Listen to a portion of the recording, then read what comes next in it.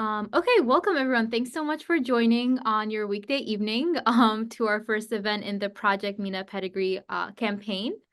MENA stands for Middle Eastern or North African, as many of you may know. And Pedigree is this long acronym for this campaign, which stands for Progressing Equity, Diversity, and Inclusion in Genetic Research, Education, and Empowerment. So quite a mouthful, but basically this is an effort to increase representation and access to genetic research and genomic medicine, and to really make these fields accessible to more patient populations and participants, but also students and kind of budding professionals who really want to find different avenues to get involved in genetics.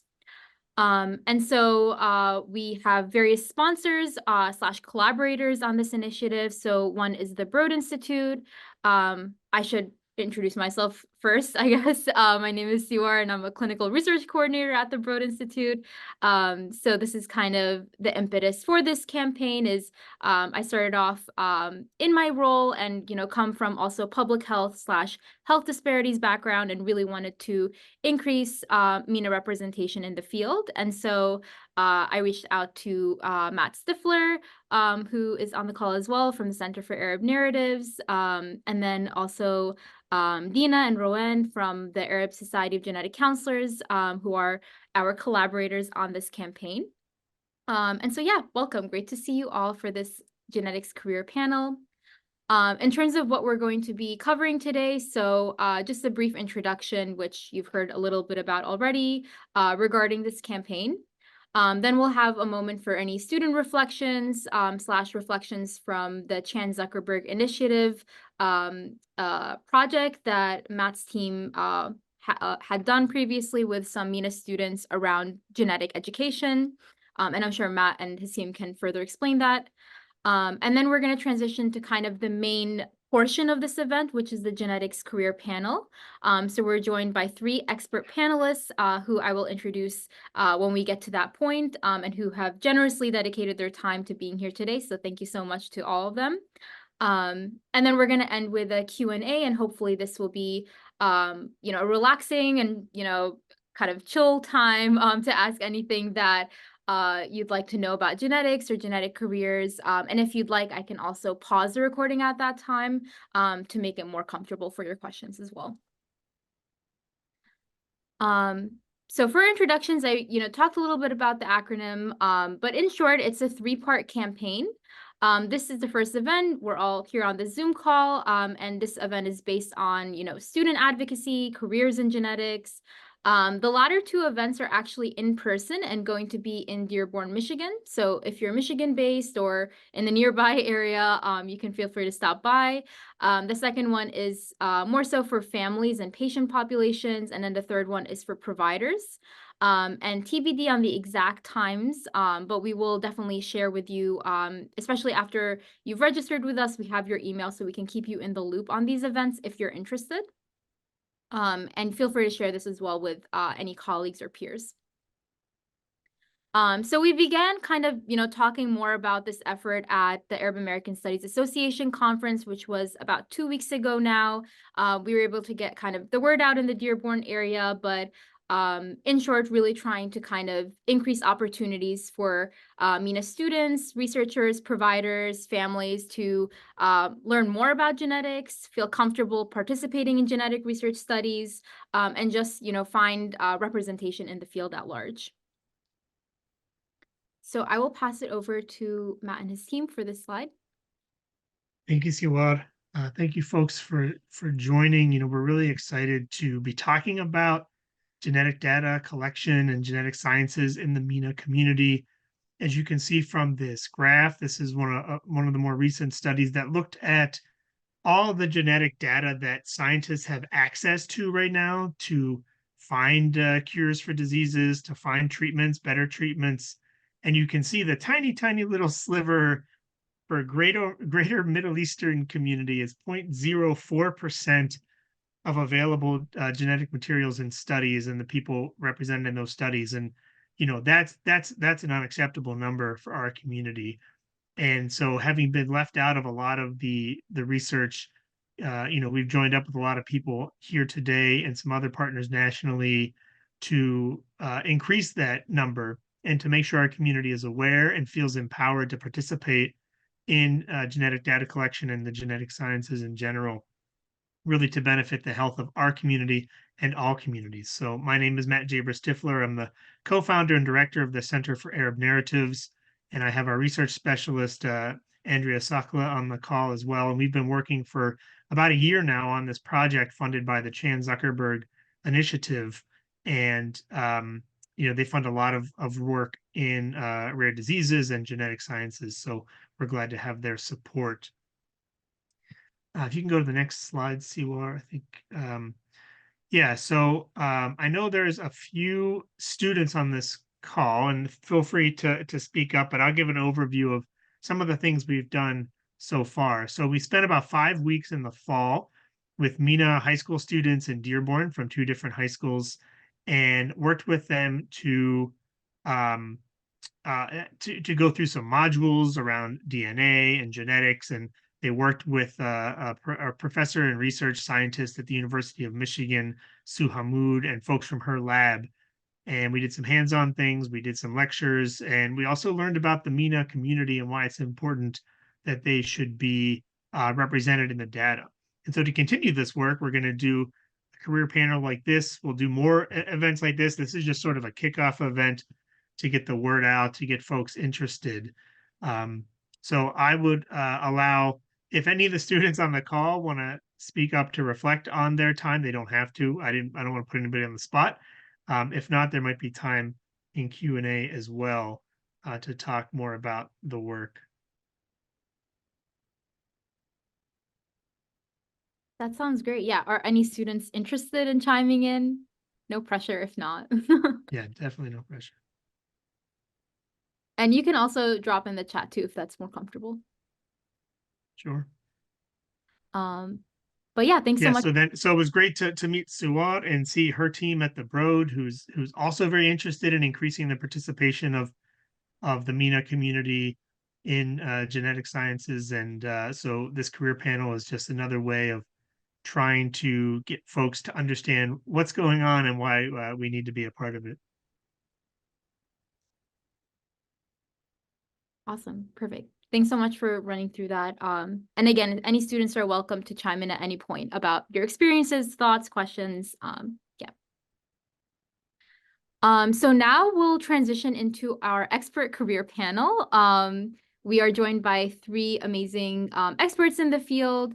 I'll provide each of their bios, and then we'll proceed going one by one, and each person will kind of run through their career and any advice or anything that they think is notable to kind of talk about in getting to where they are today. So I will begin by introducing Alec. Alec is a software engineer in a neuroscience lab at the Broad Institute. Most of his work involves analyzing single-cell messenger RNA to sequence data. He has worked at the Broad for 18 years. Prior to coming to the Broad, he worked at various for-profit companies, none of them related to biology or genomics. And then our second panelist is Alham Sadat. Alham is the Associate Director of Scientific Equity at the Broad Institute. She is a scientist, ethicist, and community leader with 20 years of research experience at leading biomedical research organizations and various community engagement, community education, and advocacy roles within Broad and in the greater Boston area that concentrate on the relationship between research and health equity. Alham's work focuses on increasing understanding of how decisions we make at all stages of biomedical research projects will impact health outcomes for people, particularly those historically and presently excluded and underserved. And then Dina is born and raised in Amman, Jordan, and based in Washington, D.C. area for the past 13 years. She's a senior cancer genetic counselor working at Inova Hospital in Falls Church, Virginia. She's a board member and treasurer of the Arab Society of Genetic Counselors and one of the board of directors of the Virginia Association of Genetic Counselors. She has worked for over 6 years. She has over 6 years of clinical experience and is committed to expanding and providing access to genetic counseling services in the MENA region. Thank you all for being here. You're all really experts in each of your respective fields, and so we're really excited to hear more about your work. And so with that, I will kick it off to Alec to talk about his career and his path. Thanks, Suvar. So my maternal grandparents came from Aleppo, Syria, I think around 1910. Uh, they spoke Arabic, uh, and back then, uh, my mother said that they were Sephardic Jews, which I'm not sure if people are familiar with that, but Sephardic Jews really are the Jews who were kicked out of Spain uh, during the Spanish Inquisition, and they spoke a different language, whereas my ancestors on that side, I think, just always lived in the Middle East. Uh, and so there's been a more recent term called Mizrahi Jew, which I think just means like mixture. And then the other term uh, was they called themselves SYs, which just means Syrian Jews. Uh, and when I was a kid, I kind of didn't know any of this. And, I just sort of thought, I believed that I was white. All people who are white only believe themselves to be white. Uh, but anyway, when I look at my 23andMe, I see that half of my father's side is Ashkenazi Jewish, and my mother's side is uh, Western Asian, North African. I'm looking at it now. Italian, uh, Arab, Egyptian, Levantine. It's uh, a big mix, which I think just means MENA. Uh, and it's just the inability of the genomics to like really pin that down. So, as Siwar said, I'm a software engineer in a neuroscience lab. Uh, I have been at Broad for 18 years. I've been in this lab for, I think, about half of that time. Uh, and we're basically trying to understand how the brain works in order uh, to treat, cure, mitigate a lot of very devastating diseases. Um, I took a long time to graduate college, not as long as some people, but 7 years. I dropped out twice. Uh, I started as a physics major and then went to music school. Uh, and then, in between, I had working class jobs. I drove a delivery truck around Boston and realized, oh, yeah, this is what college degrees are for, so you don't have to drive a truck. And so I went and got a bachelor's degree. Uh, and I kind of knew that I didn't want to do more physics, so I got a job as a software engineer just until I figured out what I really wanted to do, and then discovered that I enjoyed doing that very much. Um, so I had various software engineering jobs. Uh, some super interesting and when I learned a lot, others more annoying and more frustrating. The thing that one finds with a lot of, I don't want to dump on the for profit world, but many of these for profit software jobs, you're convinced, they try to convince you that what you're doing actually has some great benefit for the world. And mostly it doesn't. It's just somebody's get rich quick scheme. Uh, and so at a certain point, I felt like I wanted to do work that was contributing to humanity in some other way. And so that's how I came to the Broad Institute, uh, never having had any experience doing uh, biomedical research, and I learned all this stuff on the job. Uh, and I've been here for 18 years, and it's in many ways a wonderful place to work. People are brilliant, they really care, and want to make the world a better place. Um, I guess that's probably enough for me. Yeah.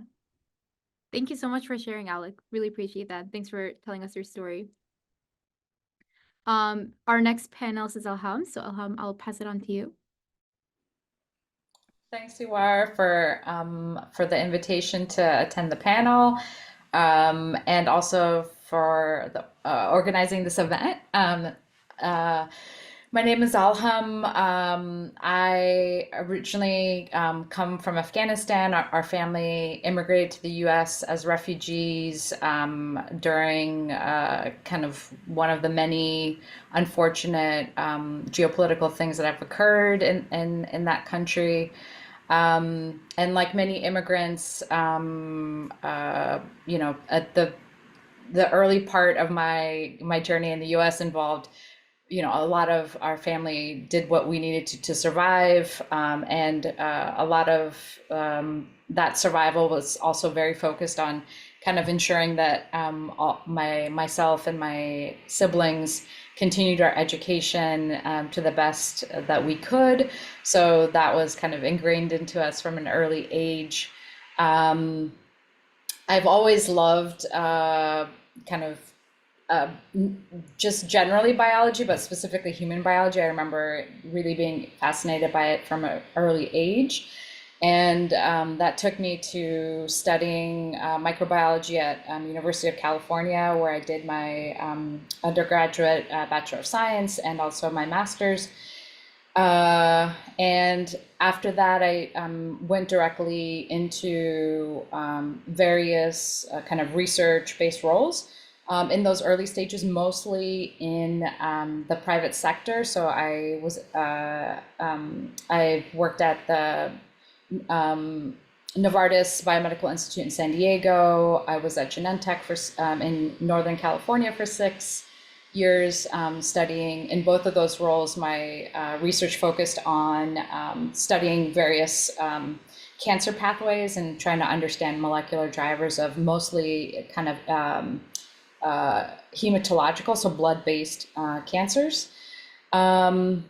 Life decisions and my partner's academic career took us to Penn State, where I also worked in research labs there in various neuroscience settings. And then we moved to Cambridge in the Boston, Massachusetts area, where I joined the Broad about close to 8 years ago. And I've had a similar experience to Alec in terms of really finding it to be a place where both there's kind of really interesting science happening and people who care about doing it in ways that are thoughtful and are focused on positive impact to the communities our work aims to serve. During these last 7 years, I've also been involved in various community engagement roles, focused mostly on thinking about kind of barriers to both medical access, but also research access for various groups that are currently underserved, and specifically immigrant populations. A lot of the focus has been with working with refugee and asylum seeker organizations, or organizations that serve refugees and asylum seekers in the area, and really thinking about ways to reduce barriers to a lot of things, but particularly healthcare access, dental care access, and things like that. My research role at the Broad has been was predominantly focused on understanding genetic drivers of metabolic diseases like type 2 diabetes and cardiovascular disease. And I was in that role for the first approximately 5 or 6 years that I was at the Broad. And again, during that time, I was through various mostly volunteer roles, both within the Broad and outside the Broad. I became really aware of and felt the need to kind of think more critically about how our work can better serve groups that have been historically excluded, and what are kind of some of the levers in terms of decision making that we as a biomedical institute and a genomics institute have in that context, and thinking about it in a really intentional way, creating resources for folks to navigate those decisions and make choices that enable better science and also enable more equitable outcomes in terms of how our work moves into clinical spaces. And that's the work that I've been doing for the last approximately 2.5 years. So really thinking about raising awareness, providing resources, and trying to have us think institutionally about how our work impacts health outcomes for people who have been underserved. And aside from that, I think I've also always been very interested in the intersection of biomedical research and, again, that really important impact piece, but also really thinking about the connection with kind of policy related work that's happening both within the Broad and outside of the Broad. So those are things that I'm also interested in and have gotten involved in both in my local community and within the Broad in situations that have been relevant for the work that I'm doing there. And I think that also is where I would like to end and would love to discuss any aspect of it that folks want to hear more about. Thanks for listening. Amazing. Thank you so much for sharing.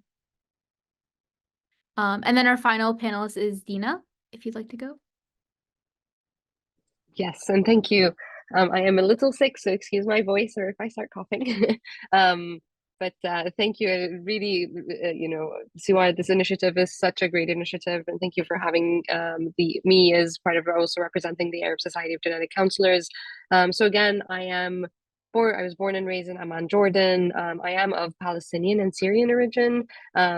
Actually came to the US because we were one of those families that won the green card lottery. And it was like my mom's want to press that spam button that we all told her not to, but it got us here, I guess, at the end of it. And we've been here for at least 13-ish years or more. Since then, I came here, after graduating from Cardiff University in the UK.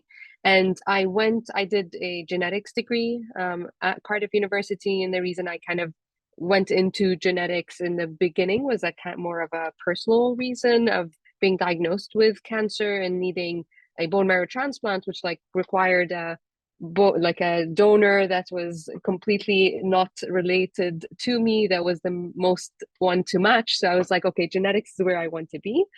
So that kind of started my career path into genetic counseling from the beginning. At first, again, it was just more genetics, and I was just mind boggled by the aspect of genetics in general. When I got into that and I came here to the US, I went in and started working at labs. I worked at the NIH into fly research and with Drosophilas and all of that, and realized that wasn't necessarily what I wanted to do. I'm more of a person, a people person, and interactions with people, but I was also very much of a nerd, of very interested in biology and very interested in medicine in general. But did not necessarily want to become a doctor. So genetic counseling overall kind of met me in that middle part of the genetic aspect of it, and as well as the client and or patient relationship that we would have. So genetic counseling in general is not the most commonly known profession. It has become more and more common in recent years. So I'm happy to kind of be representing genetic counselors in general, just to kind of let individuals know that this is a career path that is pretty rewarding, to say the least, as it really allows for a much smoother kind of interaction between a clinician and patients with regards to their genetics, with regards to medical management, and with regards to other kind of aspects of their health. And since I've been here, I've been working as a cancer genetic counselor at one of the hospitals in Virginia, but throughout the years, and my goal has always been kind of thinking about the MENA region, and that genetic counseling and genetics is not necessarily anything that's available there. And I've really always wanted to integrate some of my knowledge, my expertise, etc., over there. And I was in contact with so many different doctors and entities, etc. But then the Arab Society of Genetic Counselors, we kind of formed together. So one of our founders, Rawan, and that's how I connected to Siwar too. But she kind of reached out to a couple of Arab genetic counselors in the area, and we kind of formed this society overall with the hopes that we can then integrate all our knowledge into the patients' population in the Middle East and the North African region, so the MENA region overall, to allow not only for resources, but also a point of access and a point where individuals can actually come and see or come and ask questions or find certain answers to certain questions that are not necessarily available in the region. And so we've actually done multiple different things, like we've reached out, or we were reached out by a group of scientists in Syria that are just limited in terms of their resources, and we were able to connect with them and kind of educate a lot of the different professionals as well as providers there in terms of what, you know, things to look for, or what specific things that can be of interest for genetics and follow-ups and whatnot. So right now, as part of being part of, you know, a genetic counselor and part of the Arab Society of Genetic Counselors, we are trying to integrate all that knowledge that we can give into the MENA region. So we're going to offer, you know, webinars and conferences and things like that that is specific towards the patient population, but also for educating providers as well in the area and allowing for this knowledge to be shared amongst the MENA region overall as much as we can. And so that's kind of, you know, I've been doing a lot of different things as well, aside from that in terms of my profession. But, you know, my main focus right now is kind of integrating that as a main thing towards the MENA region overall.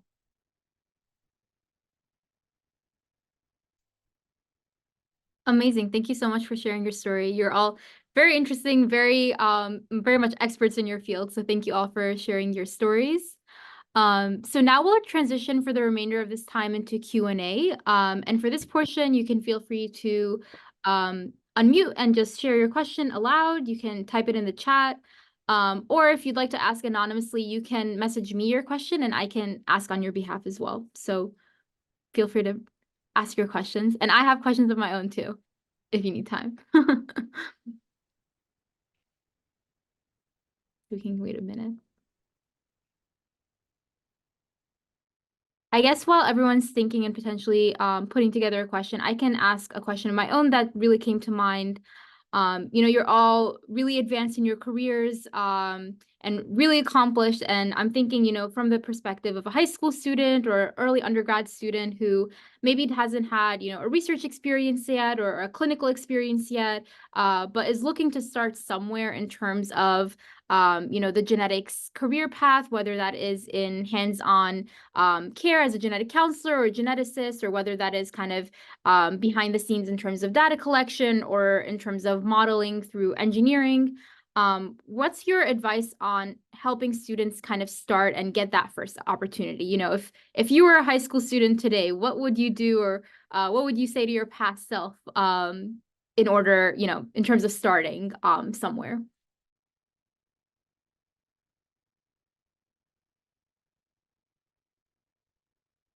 I guess I can sort of answer. I think you know, for me, figuring out what you like to do is important. And so in order to do that, you got to experiment.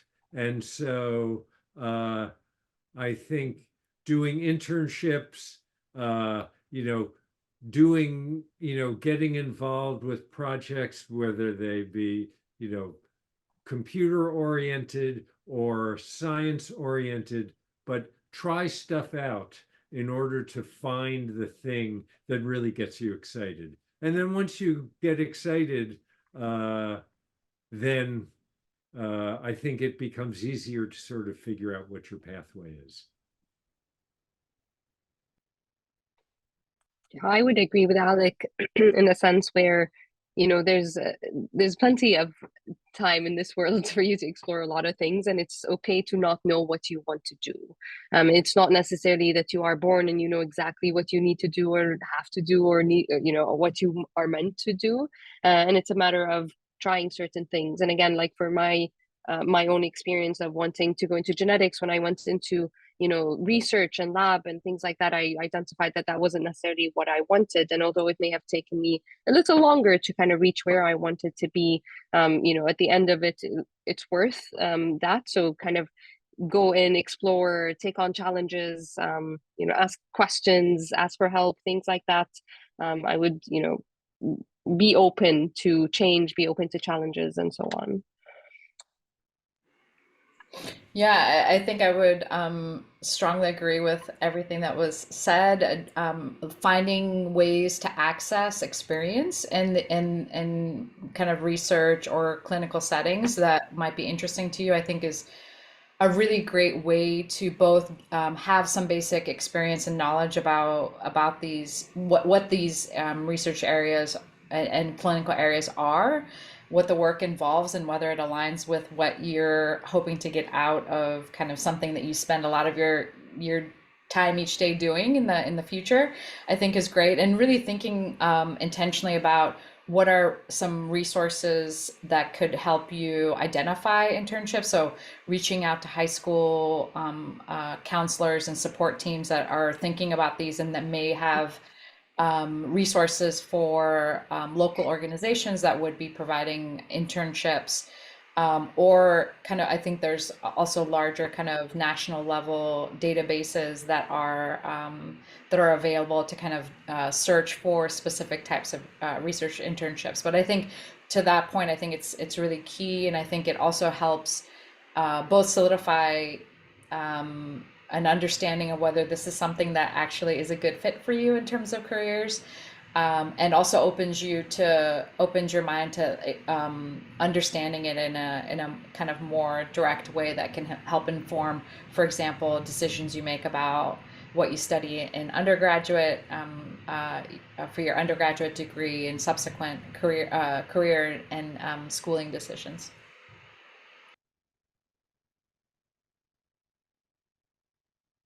Yeah, thank you so much all for your advice. It sounds like, you never know until you try, and you really have to try a wide range of things to know what your fit is. And I really like also your point, Dina, of, you don't know what you're meant to do until you actually come across it sometimes. And especially for a lot of up and coming careers or career paths that maybe a couple of years ago weren't as popular or didn't exist yet, you really kind of have to get out there and just, kind of roll up your sleeves and get to work in terms of finding what it is that you're best at or you gravitate towards. So I really appreciate the advice that you provided. I'll pause again to see if anyone else in the audience has questions before I continue with my own questions, just to give the opportunity to the audience. And I have a question too, but I'd rather, if anybody else has one.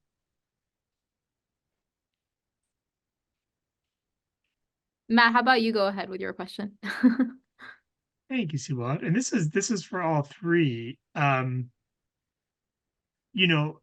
starting to see, I have a humanities degree, so like the world of science and medicine is very outside of my realm, but I'm starting to appreciate it all. And I hear genetics and genetic science and all the work that's being done, and I think about how tech heavy it is, and Alec, how software driven it is. So I guess my question would be, do you have to also understand how the tech part works, or can you, if you wanted to be on like the medicine side, there's you work with good software and good tech people, and you can just focus on like the medical side, or do you all have to have a sort of understanding of the tech aspect?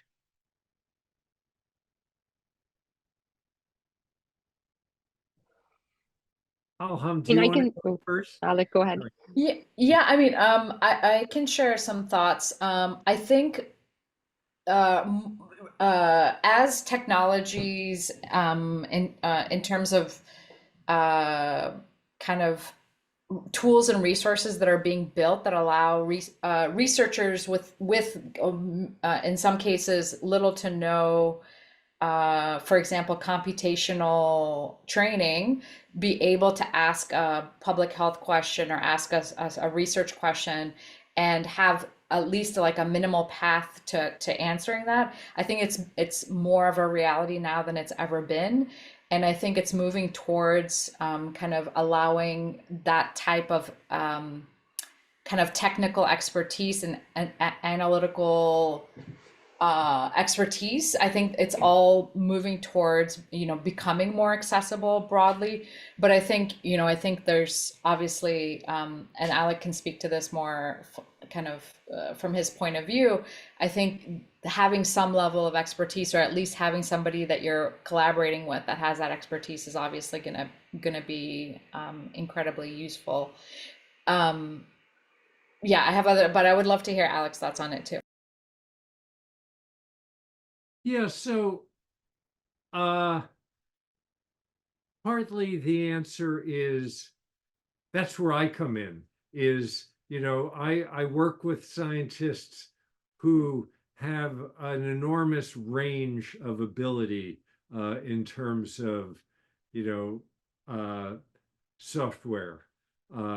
And part of my job is for the people who are not as strong in that area to kind of be their hands doing the things that they can envision and I can implement. I do think that in the areas where I work, that most of the scientists, their math background is pretty strong, because especially with genomic research, it's all about, everything that that happens in biology is kind of probabilistic, and so understanding the sort of statistical underpinning of the science is pretty important.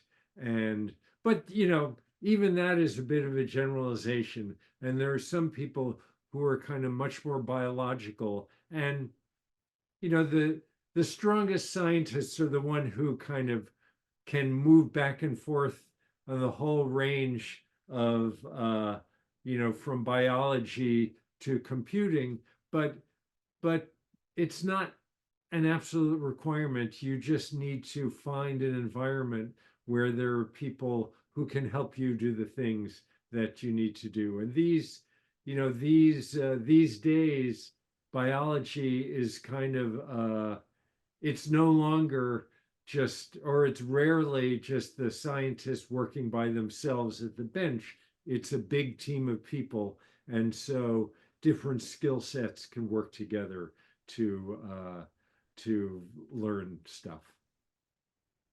And I will add, I feel like as genetic counselors in general, I don't think we are able to do any part of our job if the technology and the scientists and all of that is not behind actual testing, because without that background, we're unable to do anything in reality. I did realize I didn't even go through what genetic counselors do in general when I did speak about my part, but we do translate kind of that complexity of all the technology and all that scientific kind of background and scientific research and all of that into a language that is understood by general individuals. And so I think, again, without that combination of the research, the scientific part, the mathematicians, the technology overall, we wouldn't have the data that we have today to kind of interpret any of that information.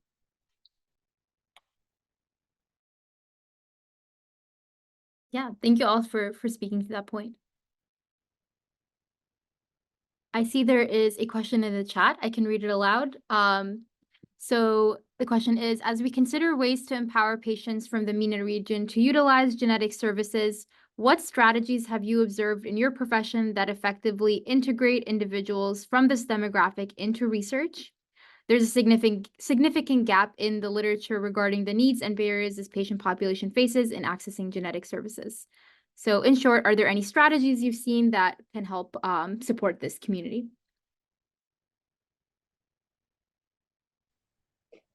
I think I will just say my first thought is education.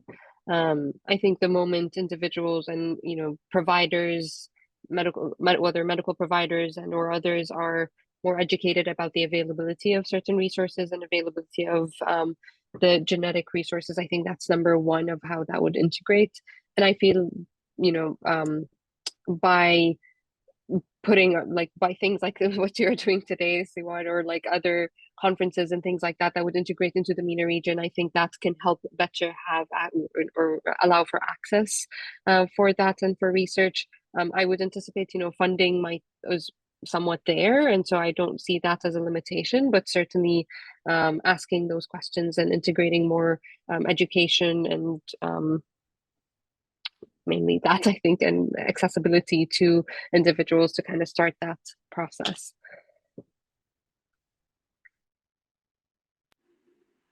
Yeah, I think building on Dina's point, which I think is core to it, education is a core piece of it, but the work that genetic counselors do, particularly genetic counselors that understand some of the cultural sensitivities, the ways to communicate something in a way that would be most well received. So having some of those cultural competencies, I think makes a huge difference, both for genetic counselors, but also for clinicians and for researchers who are seeking to better engage with these communities. Having those groups understand some of those kind of cultural needs and integrating them into their practice, I think, is really critical. I think also just being humble and kind of at times, particularly, I think this is true for both researchers and clinicians, being open to kind of listening and learning from the communities on what they need in terms of building trust and allowing for more authentic engagement with research and clinical partners, I think, is also really important. But the cultural competency piece, I think, is huge. Is a huge way of kind of narrowing some of these gaps. I must add, like, forgoing kind of the stigma part of it as well, and through more of, again, and goes back to education of understanding what these aspects can help, or how these aspects can help, or how genetic services can help the population overall. I think there's the big aspect of stigma as well as negative connotation to a lot of these things. Speaking of culture in general is certainly a barrier. And we are working hopefully on making genetic counseling overall more culturally or in a way putting the genetic counseling as a whole, changing kind of the way genetic counseling is delivered to individuals that are studying it, just because it's not necessarily or anymore just specific to individuals or white individuals in the US per se, as it has become more and more international. And so developing certain ways to be more culturally sensitive and educated.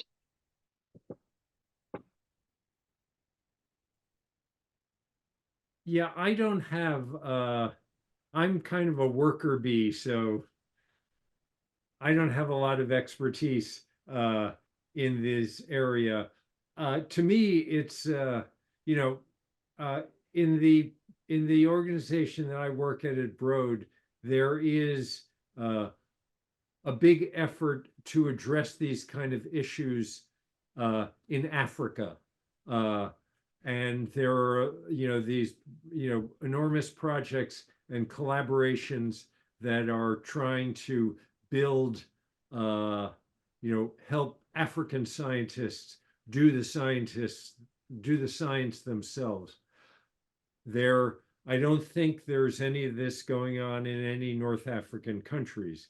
And, to some degree, I feel like it's a question in the United States of getting the big funders to decide that this stuff is important in order for it to happen.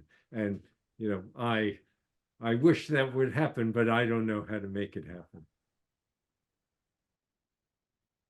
Yeah, thank you all so much for your thoughts on that. It sounds like having culturally tailored materials and conversations and investing more in this field can really increase access. I think it's also important that, we talk about the MENA region and we use that phrase, but it's such a diverse place. There's so many different geographic backgrounds, ethnicities, races, religions, cultures. And so having representation in the field itself, so being represented by the genetic counselor or by the researcher or by the person kind of administering the survey is super important to have that kind of background in mind, and to feel also safe and kind of build trust between both parties. So I think it's really important that we increase, representation and diversity in the patient and participant side, but also on the researcher and physician and genetic counselor side, to really make it, a more accessible place. But yeah, thank you so much for speaking to that. Any other questions from the audience? I do have more, but again, want to provide space.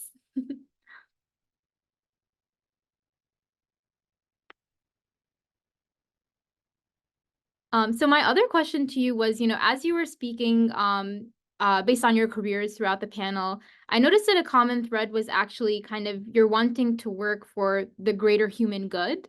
I know, Alec, you talked about wanting to leave for profit to do something that benefits society. Ilham, you talked about work in ethics and partnering with communities on local policy, and engaging communities in these conversations. And Dina, you talked about your own personal experience and how that informed your work. So I was wondering kind of what thoughts do you have about integrating kind of this wanting for working with communities and working for the greater human good into your careers, and for someone out there who is pursuing genetics in order to help communities or in order to kind of work in this more psychosocial side of things, kind of what advice do you have for them to work in an interdisciplinary lens? It's a big question, so. I can start. I think this is something that I think is critical if genetics research, genomics research, and biomedical research as a whole is actually going to maximally benefit like the people that we aim to that our work aims to serve. If we're going to do that, it really does need to become more interdisciplinary than it is now. I would advocate for having communities be involved in more directly in the biomedical and genomics research kind of life cycle generally, both to inform what types of questions may be relevant to specific communities, what are their needs, and then also having continuing engagement throughout the process, particularly when you're also thinking about the publication of your work and dissemination, being thoughtful about how you contextualize your findings, ensuring that they're not unintentionally harming communities that you're kind of trying to serve. So those types of things. I think also having ethicists more directly involved in biomedical research from an early stage, I think is really critical, because they can help you identify some of these benefits and risks at the earliest stages, ideally, of a project, but throughout any of those steps. And they can help inform, and ensure that your work is as positively impactful as it can be, and also is not unintentionally or intentionally harming segments of society. So I think inter and multidisciplinary research teams, I think, is really key in engaging communities early and throughout the research process is really critical. Would love to hear from other folks on their thoughts on this.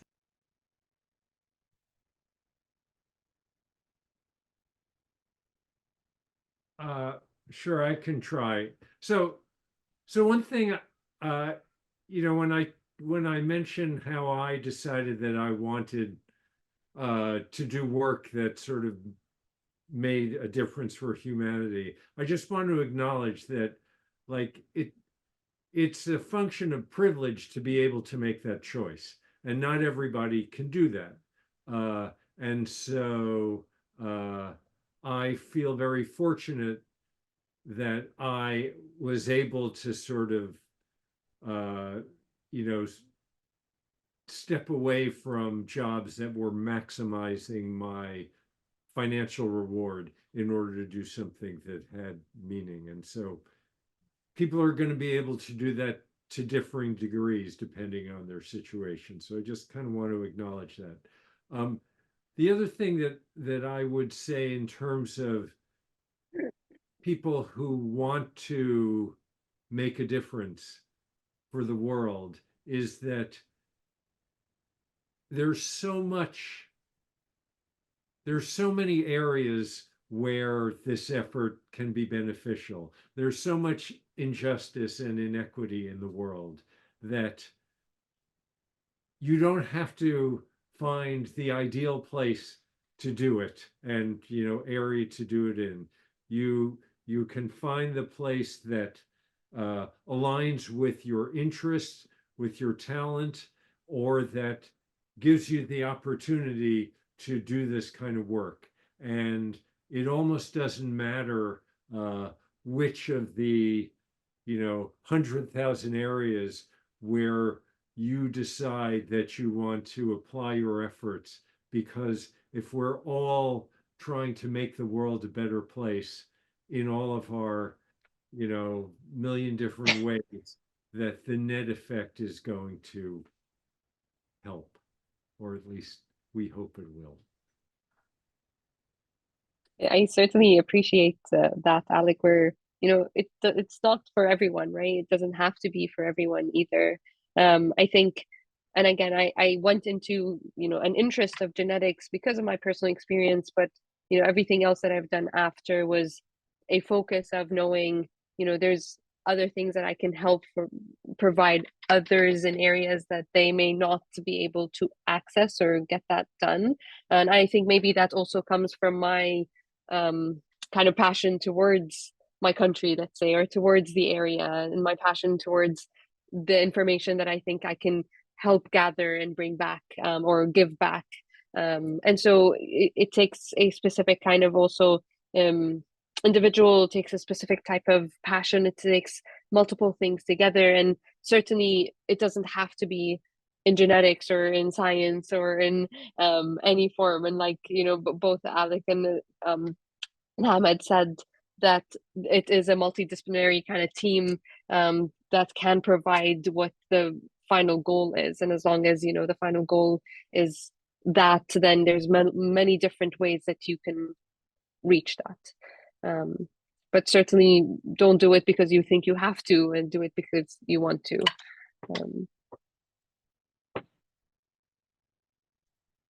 Amazing. Thank you so much for your thoughts on that. And it sounds like, do what you feel is going to do the most impact for you, what you're most able to do. It doesn't have to be science all the time, even though this is a genetics related event. Kind of, see where the needs are and where your talents fit, and go from there. So thank you all for your thoughts on that. And with a few minutes left, I think we'll conclude the panel and Q&A at this point. So just wanted to give you a big round of virtual applause for being here on a weekday evening. Thank you so much for your time. And I'm sure we all learned a lot from your careers and from your advice. And hopefully through this recording can further share with other audiences as well. So thank you so much again for your time. And then just to conclude the event, just wanted to put the poster again. We do have our two later events happening later in this year. So we have one in August and another in October, again, Michigan-based. So if you are in the area, would love to see you then. I did also receive a chat message about ways to get involved in this.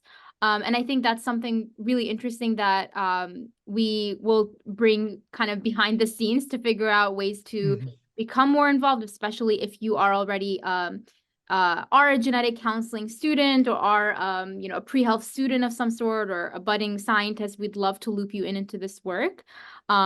So I will provide my email in the chat if you want to reach out while we work behind the scenes, and take your name down as well. To reach back out. But Matt, any thoughts about that for involvement?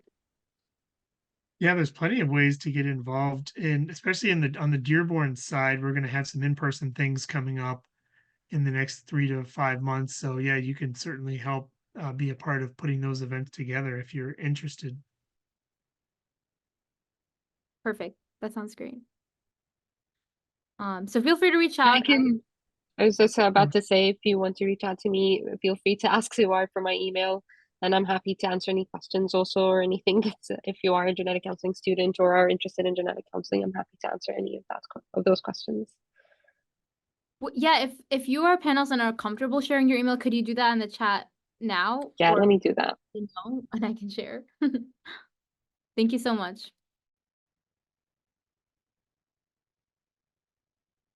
And so at this point, I will stop the recording. Again, feel free to reach out with any questions.